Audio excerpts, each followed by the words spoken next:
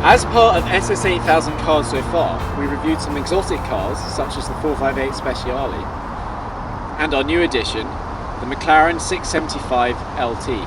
And me and Harry have recently done some hot hatches such as the Golf R and the Audi S3. We're going to add another branch to this, which is second-hand cars which we believe are of fantastic value for the specifications that they come with.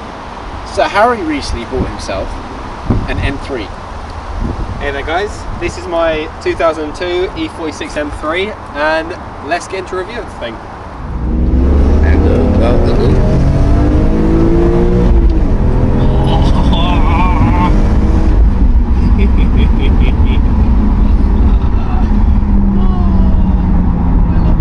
So what are the performance specifications of this car? So this car's inline 6, naturally aspirated 3.2 litre. Yeah. It's got 338 horsepower and roughly 340 meters of torque. But at 71,000 miles, do you think it's still got? Almost certainly not. But it's got more than enough to keep up with the Golf R. That's fair enough, so it can't have lost too much. Can't have lost too much. I've had this car for, what, 2 months now roughly? Yeah. And it's faultless. It's really quick. It's quite difficult to get used to this car considering the car before this for me was a 2 litre, so it is a big jump in power. You've got to be careful of that, but it's great. It's an amazing car. It's fast, it's comfortable, it's practical. It's just great. The value for money wise, considering the power, you are getting yourself a pretty good deal on this. Oh yeah, 15 grand and you're getting 328 horsepower. You're getting a BMW M3, arguably one of the best BMW M3s they made for 15 grand. 70,000 miles is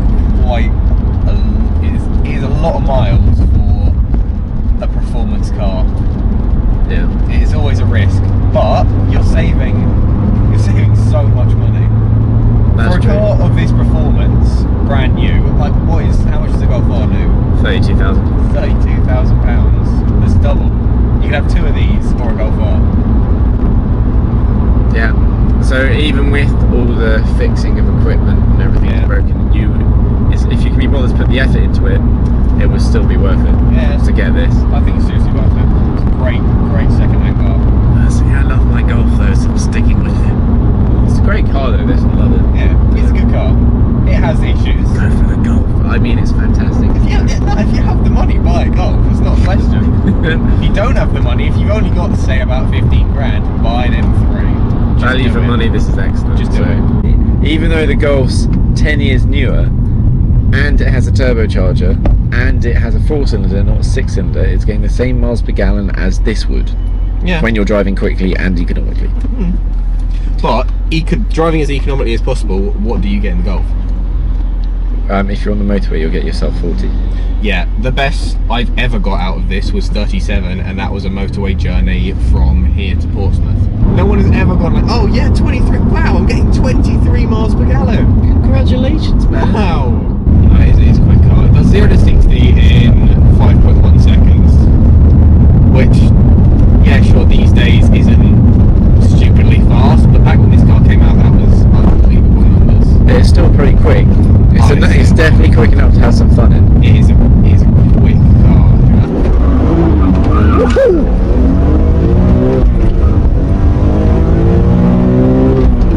Bloody hell. See, traction control off is better. This is why we don't let you, Harry, usually drive. Yeah. He's a maniac. Whoever it was who said, oh, poor Harry never gets to drive, there is a reason for it. When you accidentally of course, drifted a little bit out of that corner, Yes. Everyone probably looked at you and went, typical BMW. Typical M3 driver. Yeah. Do you know why this car goes sideways so well? Because it's long. No, because it has an LSD. What's that? Limited slip differential. Oh, yeah, most cars have that though, don't they? Nowadays they do. Back then they didn't. Oh. The 318, 320, 325, 330, all the other models of this car, the same era 3 Series, had open differentials.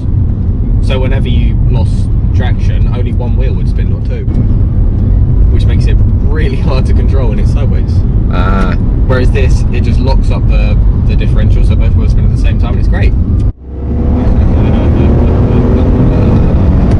Just going. I was like, is he going to change gear? Mate, it goes more than that. It goes at 8,000 RPM. Bloody hell. Oh, it just sounds so good. I actually can't stop smiling. But I can't stop smiling when I drive this car. It does sound really good, actually.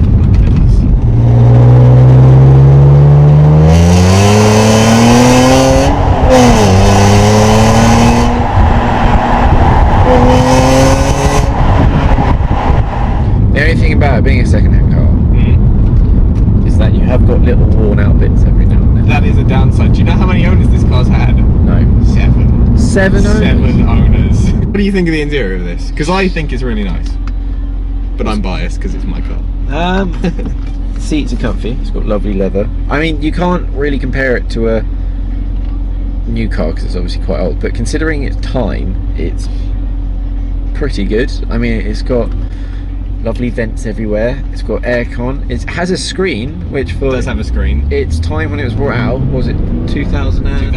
This is a 2003, but they were brought out in 2001. 2001. So Right. considering this car was out in 2001, it's got pretty much all the gizmos you'd expect yeah. to get on a standard car today. It's got sat nav. It may be useless, but it's got sat nav. You can control the seats electrically. Yeah.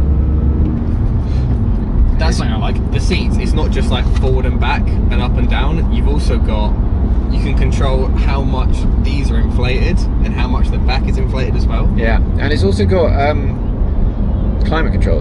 It does have climate control. You just set whatever temperature you want. Which one? Have you got any extras in this car which you would have to pay extra for? The sat nav is. The sat nav is the only extra in this car. So the E46 M3 comes standard with a radio panel, but this has the optional extra of the screen. It's quite an old system, so obviously some things don't work, but it's fairly easy to use. Just press mode to get to the radio. You can store your 6 favourite stations.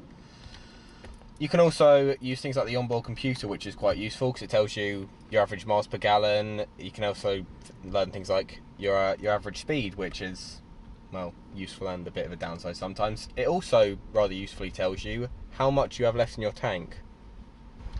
The other options you have are the GPS navigation, which on this car doesn't work. Not sure why, but it's a second-hand car, so it's fair enough. And also the television, which surprisingly enough doesn't work because we live in England and everything became digital, which is great. Sport button.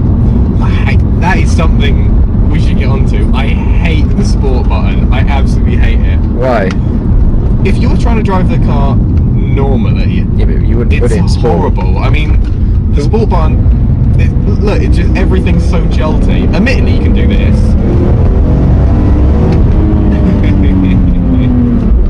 But changing gears is so, like, everything's just like, okay, yeah, I get your point. that's touching the throttle. Yeah, but that's the same with most cars when you put them into sport. It sharpens up the throttle response. That's the idea. It's not so that you go vroom, vroom, vroom. It doesn't become a pedal anymore, it's just an on-off switch. It's literally, I can touch the throttle and it just lurches. You know, they should rename the sport button. Piss off the passengers. Yeah. How car sick can you make your passengers button? The M3 is just the perfect synonym for practicality. It's got everything you could possibly need. It can go really quickly. It's got 5 seats. It's got loads of boot space. If you need more boot space, you can put a roof rack on it, which I'm looking at investing in because I love the way it looks. It's just great. It is very roomy as well. It is really especially for a 3-door car. Yeah. The only issue with this car is that it has no suspension, and by no suspension I do mean it is as hard as a rock. Every time you hit a bump, you can feel it. I mean, we're on a really smooth motorway, but it's still bumpy. I can feel like every little gap in the road. Yeah, you feel it. And they resurfaced this not that long ago as well. No. It's a pristine road and it's really, really bumpy. Yeah. On the plus side though, there is a lot of room. I've got loads of leg room here. I could outstretch my leg for days. In the back there's also a lot of room too. I've been in the back of this car once or twice, and it's fairly comfortable.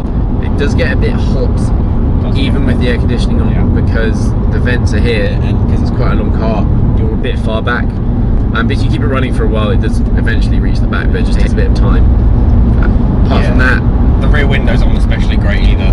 No, the issue with the rear windows is that they don't go down. No, they kind of just open up like a small flap. But it's better than having, such as in the Golf, because it's a two-door, it doesn't have windows going down. At least this one opens up little vents. Yeah.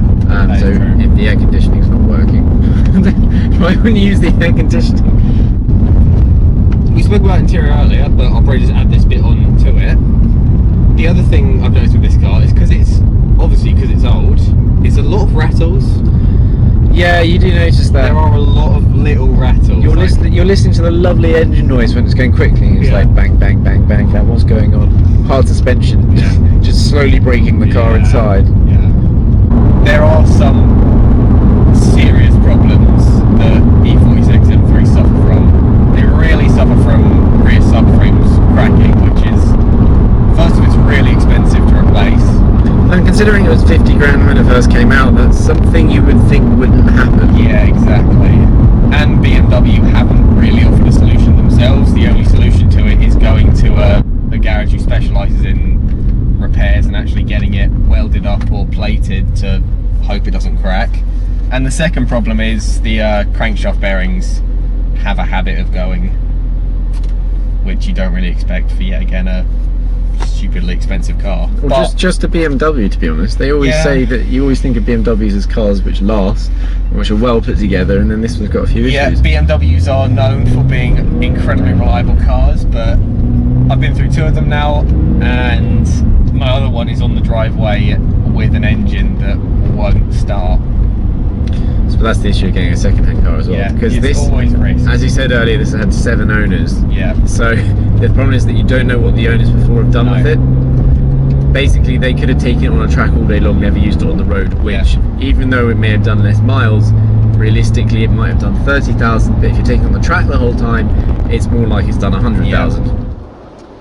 So to conclude the second-hand car review, the E46 M3 is a brilliant car. It's only £15,000, which makes it great value for money, especially when you consider it has 338 horsepower, rear-wheel drive and a manual gearbox, which makes it incredibly fun to drive.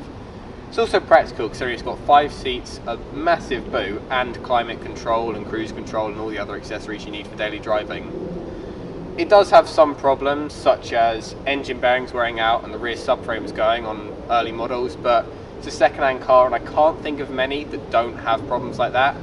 The interior is also a bit worn, things like the gear stick and the bolsters, but second-hand cars are always going to have problems. You just have to deal with that if you want one. Overall, I would recommend this car to anyone, especially if you're looking for something fun that looks good and is practical. Thank you for watching this S8000 Cars video. My name's Harry, and if you like this video and want to see more of our content, such as second-hand car reviews and supercar videos, please hit the subscribe button. If you enjoyed the video, it'd be great if you could hit the like button, because that really helps us out, tells us what you want to see and what you don't want to see. Thank you for watching, have a great day, cheers.